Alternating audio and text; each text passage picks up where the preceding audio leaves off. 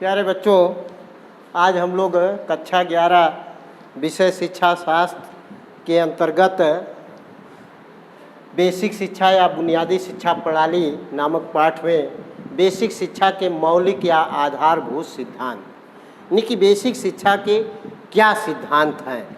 तो बेसिक शिक्षा के प्रणाली के मौलिक सिद्धांत को निम्नलिखित प्रकार से व्याख्या किया जाता है। जैसे पहला है निःशुल्क,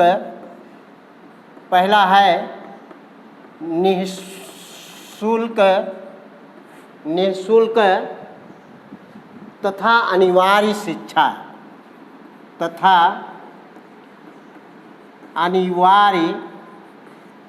अनिवार्य शिक्षा। गांधी जी ने जो वर्धा शिक्षा सम्मेलन में ये कहा भी था कि जो 7 से 14 वर्ष के बच्चों को, चाहे बालक या बालिकाओं को जो है निःशुल्क और अनिवार्य शिक्षा दी जानी चाहिए। यानी कि निःशुल्क और अनिवार्य शिक्षा की बात गांधी जी ने किया था। तो ये बेसिक शिक्षा प्रणाली का पहला आधारभूत सिद्धांत है।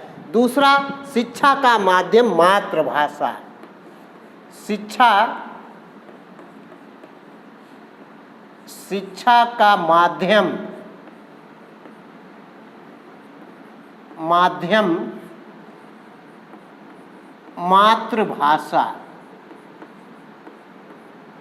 मातृभाषा, यानी कि दूसरा आधारभूत सिद्धांत है कि शिक्षा जो है मातृभाषा में, यानी बेसिक शिक्षा मातृभाषा में ही दी जानी चाहिए अथवा स्थानीय भाषा में दी जानी चाहिए। कैमेनियन ने मातृभाषा के महत्व को स्पष्ट करते हुए कहा था कि मातृभाषा को सीखने से पहले विदेशी भाषा की शिक्षा प्रदान करना उतना विवेक रहित है जितना कि बच्चे को चलने से पूर्व चढ़ना सिखाना। अथवा इस प्रकार जो है पहले, यानी कि बेसिक शिक्षा में अथवा प्राइमरी शिक्षा में जो है पहले बच्चों को जो है मातृभाषा में शिक्षा देना चाहिए, उसके बाद अन्य भाषाओं की शिक्षा देने का काम करना चाहिए। तीसरा, स्वावलंबन तथा आत्मनिर्भरता। तीसरा, स्वावलंबन तथा आत्मनिर्भरता।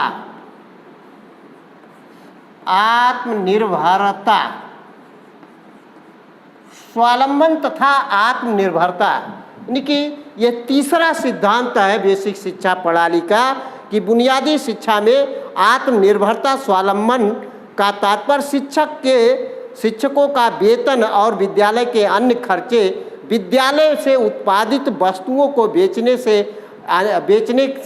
निकल आना चाहिए अथवा विद्यालय द्वारा जो उत्पादन किया जाए उससे विद्यालय का खर्च तथा अध्यापकों का वेतन प्राप्त हो जाना चाहिए। तो ये यानी कि स्वावलंबन तथा आत्मनिर्भर यानी कि विद्यालय के रूप में जो है ये सिद्धांत दिया गया है। चौथा, शिक्षा का आधार हस्तकला। शिक्षा का आधार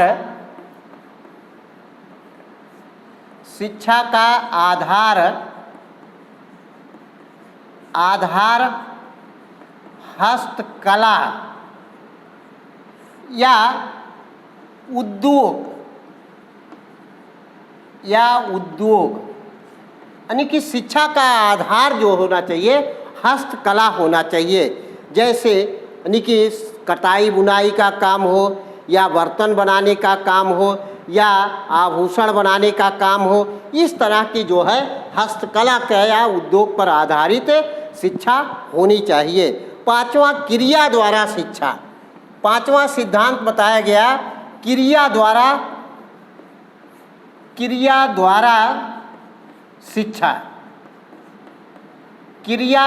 शिक्षा, यानी कि पांचवा सिद्धांत बताया गया है कि बुनियादी शिक्षा पद्धति क्रिया द्वारा शिक्षा अथवा अनुभव द्वारा सीखना, दोनों सिद्धांत इसमें निहित है। इस तरह से प्राप्त ज्ञान ज़्यादा अस्थायी होता है। जीवनोपयोगी शिक्षा, छठा सिद्धांत के रूप में जीवनोपयोगी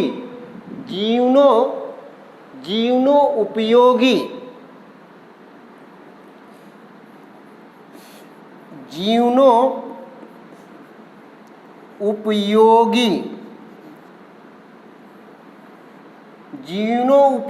शिक्षा, जीवनोपयोगी शिक्षा यानी कि ऐसी शिक्षा देनी चाहिए जो जीवन के लिए उपयोगी हो। यानी कि बेसिक शिक्षा, प्राइमरी लेवल की जो शिक्षा होनी चाहिए वो जीवन के लिए उपयोगी होना चाहिए, जीवन की उपयोगिता पर आधारित होना चाहिए। सातवां, अहिंसा आधारित। सातवां सिद्धांत बताया गया अहिंसा आधारित। अहिंसा आधारित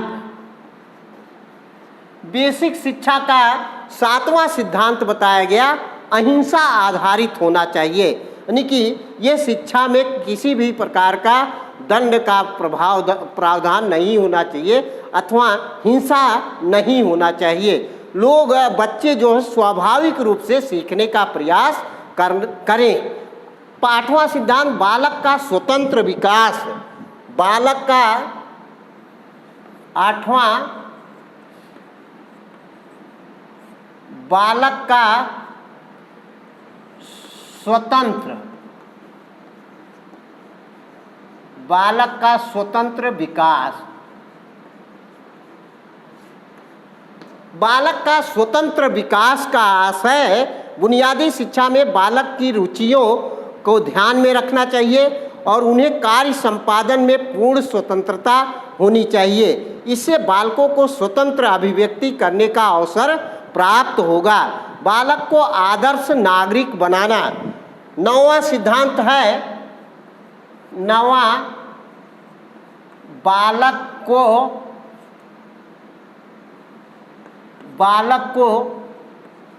आदर्श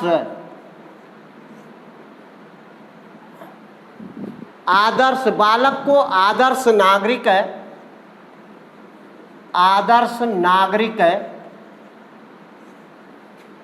नागरिक बनाना।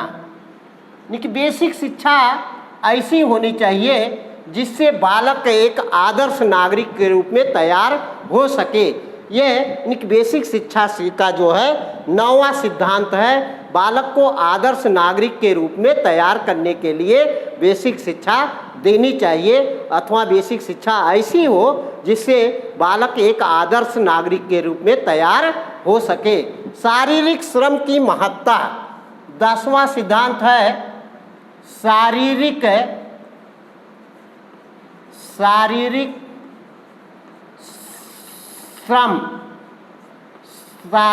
श्रम की महत्ता।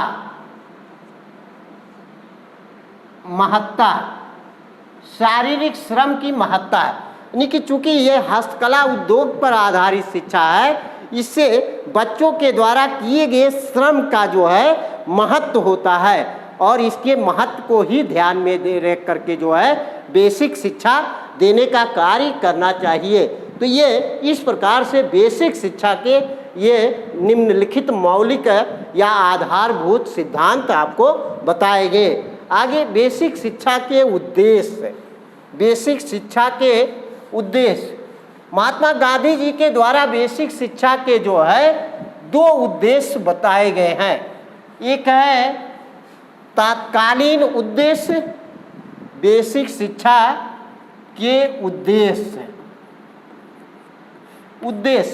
महात्मा गांधी ने जो है बेसिक शिक्षा के 2 उद्देश्य बताए हैं। एक तात्कालिक उद्देश्य, दूसरा अंतिम उद्देश्य। पहला तात्कालिक उद्देश्य,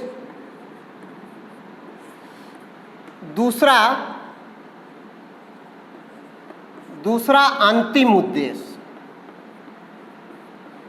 अंतिम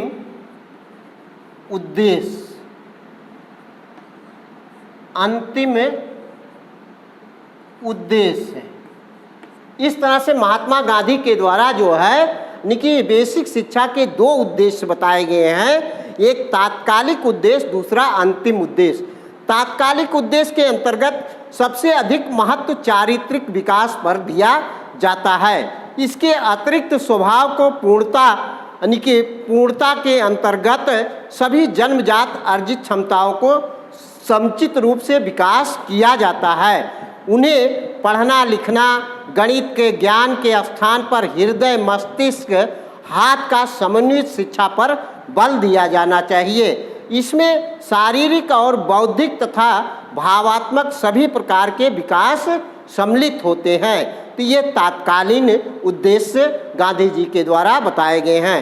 अंतिम उद्देश्य को गांधी जी ने जो है आत्मबोध का उद्देश्य बताया है, अथवा अंतिम उद्देश्य आत्मबोध है। शिक्षा का ये उद्देश्य महान और व्यापक है और इसके महत्व को सभी शिक्षा शास्त्रियों ने स्वीकार भी किया है।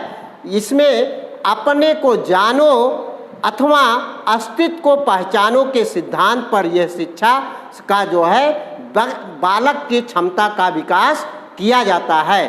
तो इस तरह से जो है ये बेसिक शिक्षा के उद्देश्य थे। आगे अगले दिन आपको बताया जाएगा। तो आज यहीं तक, इस वीडियो को अधिक से अधिक देखें। धन्यवाद।